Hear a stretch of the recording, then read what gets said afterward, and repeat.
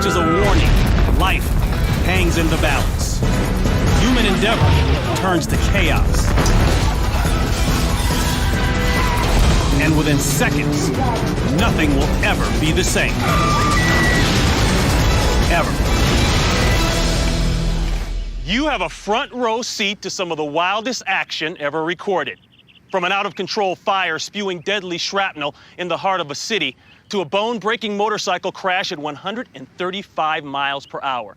It's TV so explosive, you'll want to wear a helmet. This is Destroyed in Seconds.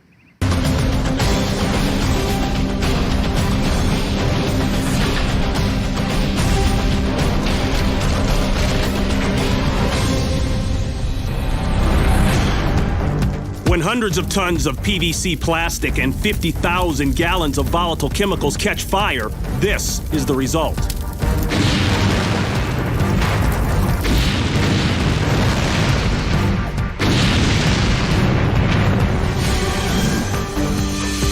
Santiago, Chile.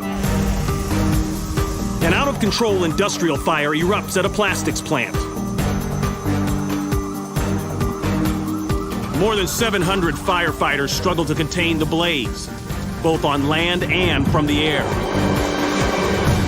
Officials evacuate 1,500 residents from their homes, fearful that barrels of volatile chemicals are ticking time bombs that may explode at any moment.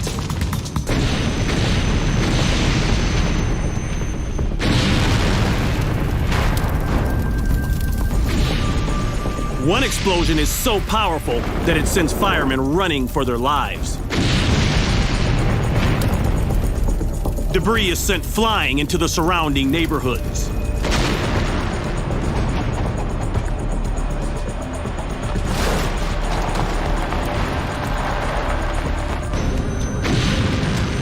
Chemical fires are difficult to extinguish and usually need to burn themselves out.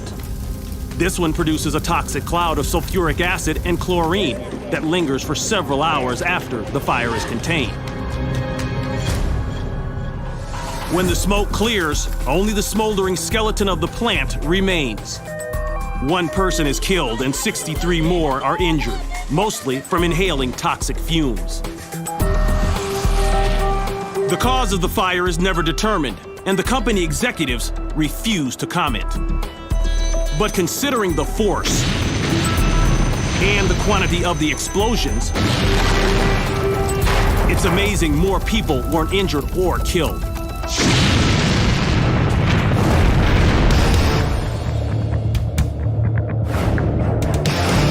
Bridger Mountain Range, Montana. Where are we going today, buddy? We're going up there and then back down there into Truman Gulch. Gonna poach a little powder in the backcountry here. Nick Baldwin and Mike Nugent are making a ski movie. 12 inches of fresh powder make ideal conditions for skiing. And unfortunately, for avalanches. Heavy advisory. Just set off about a 2-foot slab, big old slide here.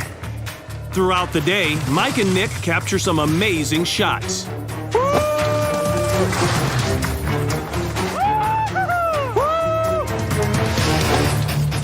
But little do they know, their ski movie is about to become a disaster film.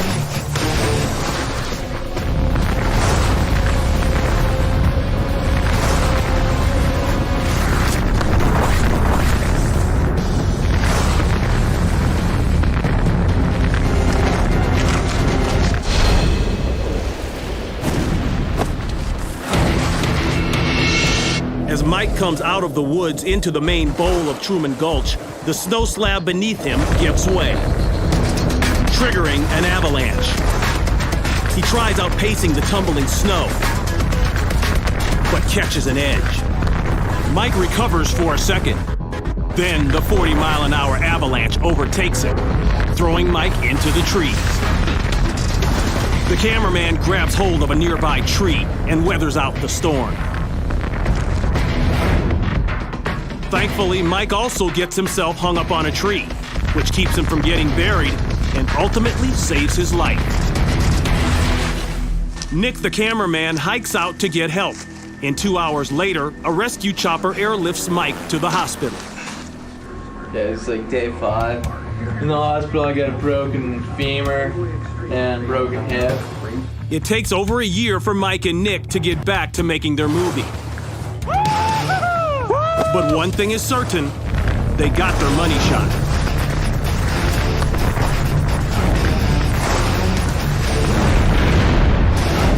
The Isle of Man.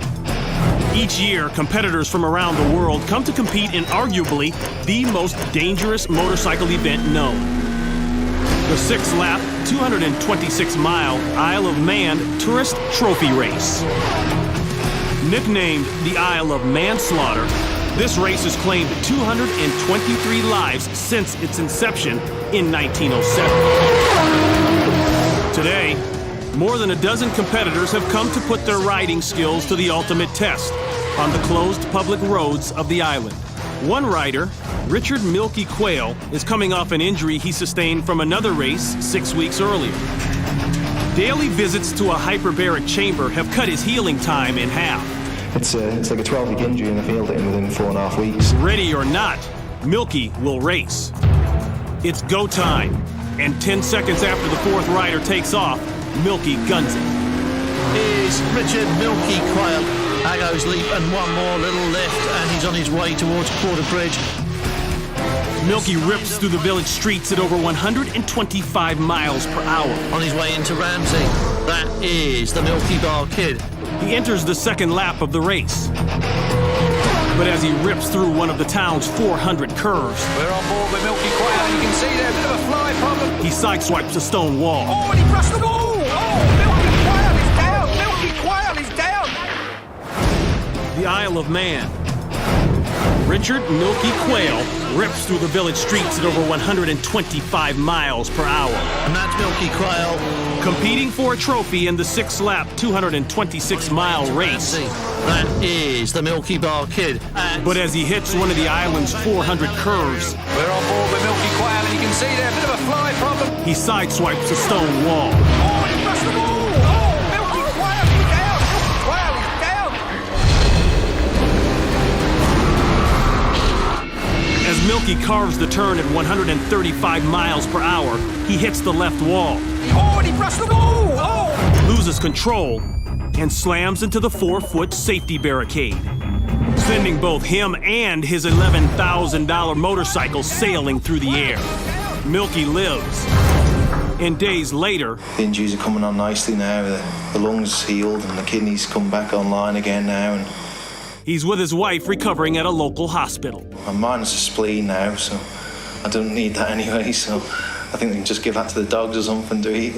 Although he makes a full recovery from the 135-mile-per-hour crash, Milky calls it quits, ending his racing career. I was hoping to go out on a bit of a high, but unfortunately I've gone out on a bit of a low. Oh, Milky Quayle is down! Milky Quayle is down! St. Petersburg, Russia. A ruptured sewer line has weakened the foundation of this apartment block. The structure begins to sag, triggering a gas explosion. The blast breaks the building apart and engulfs it in flames. Frantic rescue workers have to go room to room, making sure no one is trapped inside. But before they can finish the daunting task, the distressed building succumbs to the fire.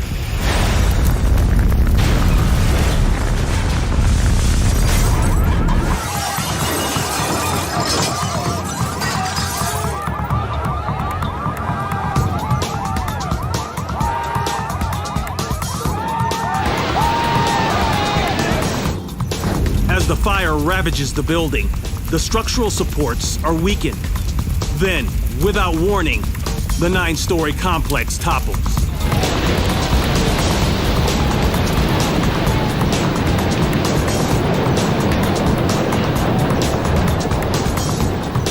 When the cloud of dust finally dissipates, the building has been turned into a massive pile of rubble. The bodies of 4 apartment dwellers are recovered from the heap. But fortunately, most of the 150 plus residents are at work when the collapse occurs. If it wasn't for the heroic work of the firefighters, the number could have been much greater.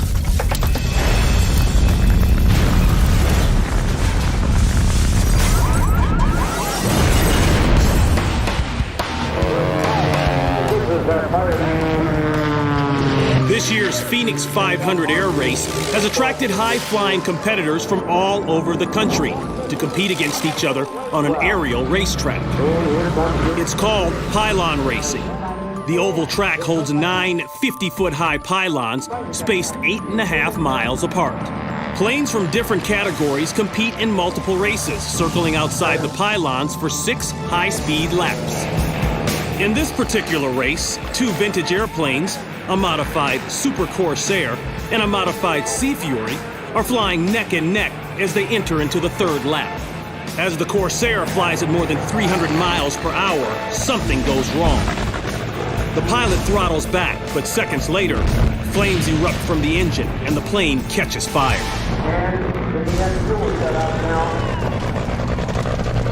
The pilot struggles to maintain control of the half-century-old aircraft. It's hopeless. With the plane engulfed in flames, the Corsair is doomed. Finally, the pilot fails.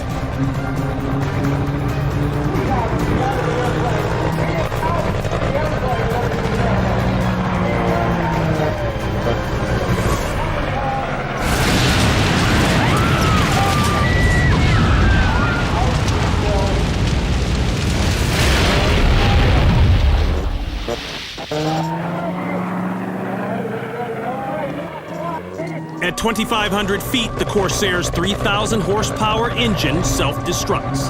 With the crash inevitable, the pilot banks the Corsair away from the crowd. The plane enters a nosedive, and at only 2,000 feet, the pilot bails. 10 seconds later, the $1.5 million aircraft is destroyed. At X-ray runway. Engine failure caused the accident. However, investigators are unable to perform an in-depth analysis because the engine is completely destroyed on impact. As for the pilot, ejection from the aircraft was not without injury. When he jumped out of the cockpit, he struck the horizontal stabilizer, breaking his right arm and a vertebrae in his neck. Fortunately, he made a full recovery and within a year returned to flying.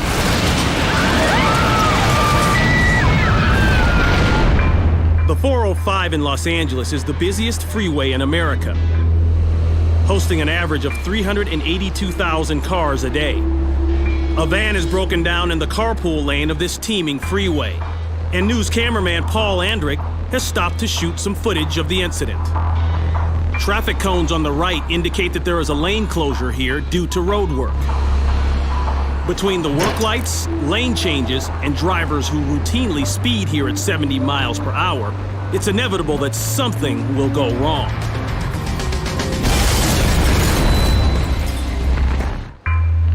The city of Los Angeles is known for its vast freeway system. Day or night, it's teeming with cars, which makes breaking down in the carpool lane all the more dangerous. News cameraman Paul Andrick suddenly finds himself covering a freeway disaster in the making. Multiple injuries. I need CHP ASAP. We have multiple people down. These 2 people are sitting in their Mustang. They're going to get killed. Andrick swings his camera light back and forth, trying to warn approaching drivers. But car by car, a deadly obstacle course is being constructed.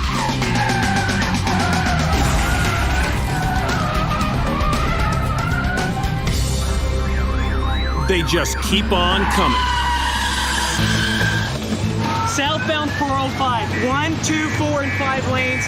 4 vehicles involved. 2 confirmed injuries here. And it's not over yet.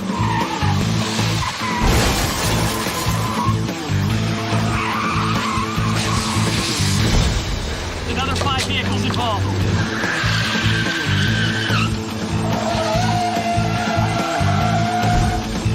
By the time the EMTs arrive, This stretch of the 405 is a junkyard.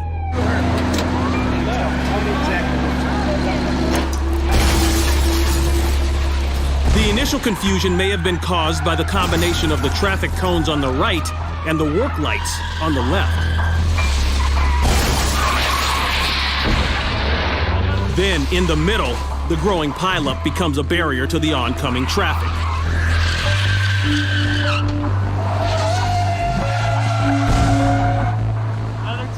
Although several vehicles are totaled, no one is seriously injured.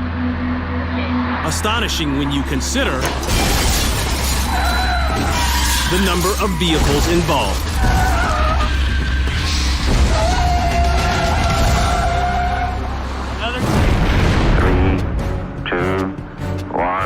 Cape Canaveral, Florida. Ignition. Lift off. 30 minutes after the hour. The U.S. Air Force launches its Titan IV rocket carrying the billion-dollar Mercury spy satellite. The unmanned rocket shoots skyward at 1,000 feet per second when it encounters a major malfunction.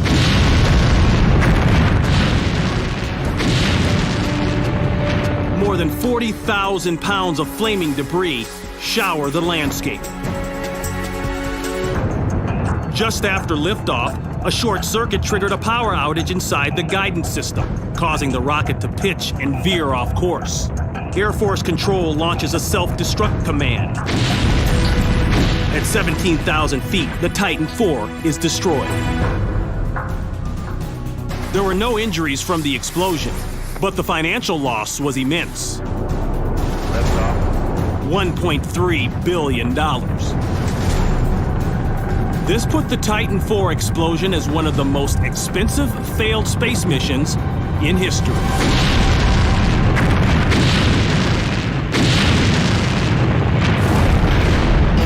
Arches National Park, Utah.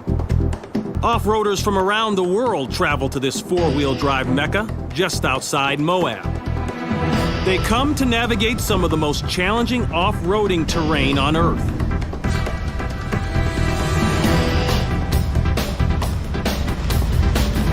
Among them, a driver on her honeymoon who's never done this before.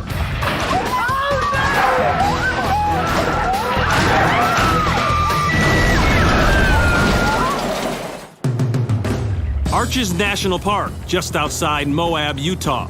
There are more than 2,000 mammoth rock formations here, and none are more dangerous than Lion's Back Hill. This is where four-wheelers test their skill along the edge of a 300-foot drop. In the past, 2 off-roaders have been killed here, and many more have been injured. Now, a bride on her honeymoon who's never off-roaded before is about to take on Lion's Back Hill.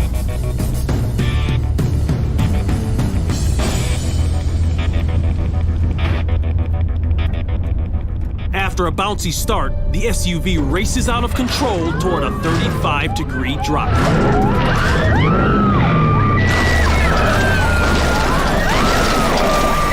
So what went wrong?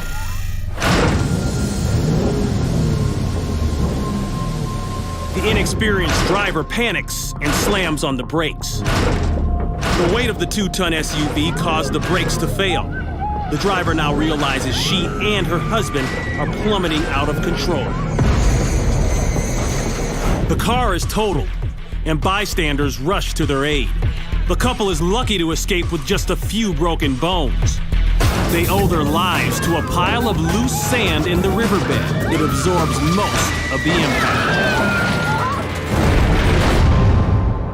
In December of 1992, a severe nor'easter brutalizes Nantucket Island, 30 miles south of Cape Cod, Massachusetts.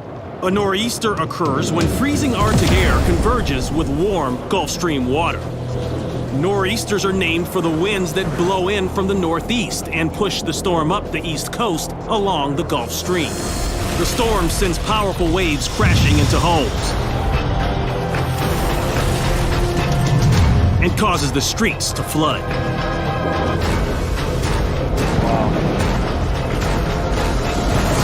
This home suffers the worst of the devastation. The ocean completely engulfs the house and then carries it away. It was just beyond belief. We were watching from the second house, just back about 15 feet from where the first house slipped into the ocean. And I just couldn't take my eyes off it. Everything we owned was in the house. And there was just nothing we could do except just watch.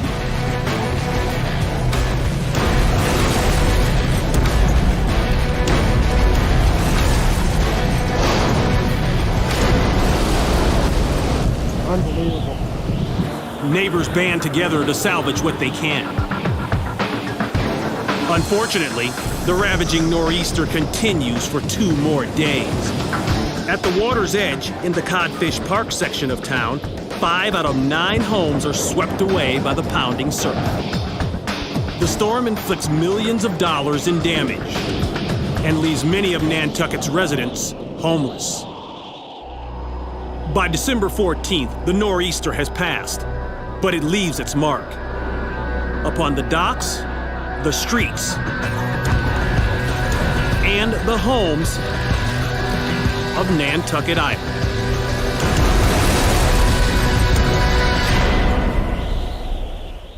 I'm Ron Pitts, and we'll see you next time on Destroyed in Seconds.